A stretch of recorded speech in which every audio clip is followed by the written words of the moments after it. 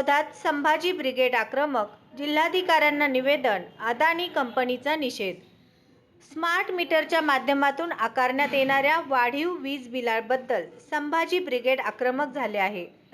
संभाजी ब्रिगेडतर्फे माननीय जिल्हाधिकारी तसेच वीज विभागाच्या अभियंत्यांना निवेदन देऊन वाढीव बिलांचा निषेध नोंदवण्यात आला. यावेळी अदानी कंपनीविरोधात घोषणा देत निदर्शनंही करण्यात आली.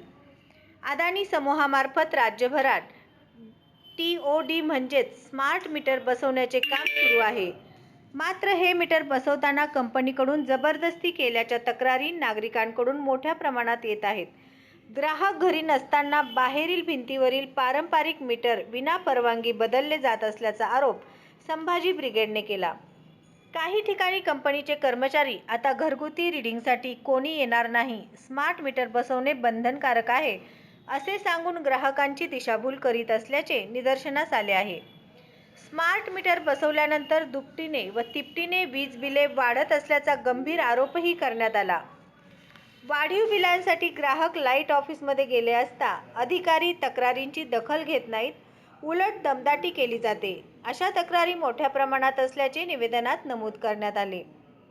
सोलापूर हे यंत्रमाग कामगारांचे शहर असून येथे रोजगाराची मोठी टंचाई आहे.